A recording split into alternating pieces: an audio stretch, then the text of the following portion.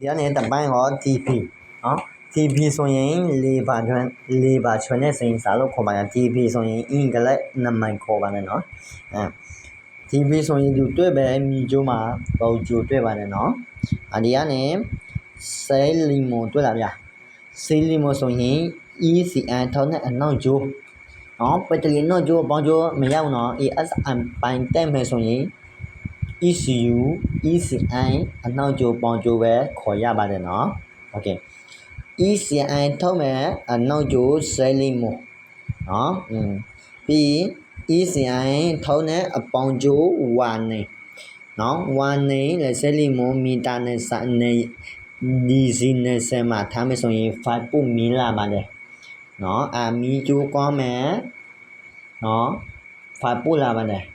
ဦးမီကျိုးတော့ကျိုးဆိုရင်တပေါ်တရားတကျိုးပြည့်မယ်ဆိုရင်နိုင်ကွင်းမှာပေါ်လာမယ်စီချက်နော်မီကျိုးပြည့်မယ်လေပါချွဲဆက်သေးပါတယ်နော်စိန်စာပြည့်မယ်လေပါချွဲမပွင့်လို့ပြောရပါတယ်ဒီလေပါချွဲကလည်းသူဆော့ပြောရပါတယ်နော်ဒါမဲ့ဒီစီပြလာနေကွာလို့နော်မီကျိုးနဲ့ကျိုးသိပြီးအဝါတကျိုးဆိုရင်လေပါချွဲအချိန်မှာတင်းပြလာပြီးမယ်အတိပြင်လာပေးမယ်နော်တပတ်ရဒီတကြိုးအလဲမှာကြိုးပြီးဆိုရင်စစ်နွေရတဲ့နိုင်မြဲလေပါချွဲတင်းပြင်လာပေးမရောက်ဘူးမဟုတ်လားလာပြီး ECI မရောက်ဘူးဆိုရင် ECU မှာသိလား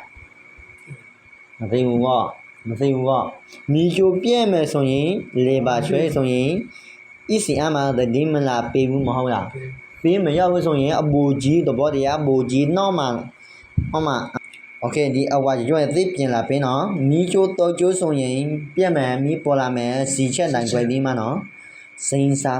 ဆိုကဲပြက်မယ်ဆိုရင်စီချက်တူပဲနော်စိန်စာပြက်မယ်ဆိုရင်မပေါ်ဘူးစိန်စာမပေါ်ဘူးနော်နိုင်ကွင်းမပေါ်လာဘူးစီချက်နော်ဒါမဲ့ဂျီစီတစီမတူဘူးနော်ဒါမဲ့တော်တော်များများကျွန်တော်တွေ့မယ်ဆိုရင်ပြက်မယ်ဆိုရင်မပေါ်ဘူးလေပါချွေးသူဆော့ပဲနော်တွေ့ရနော်သူ့ကိုတာမဲ့စစ်စီမယ်ပေါ့နော်တစီဒီစင်းစားတယ်လို့ပြမယ်မင်းပေါ်လာမယ်စီချက်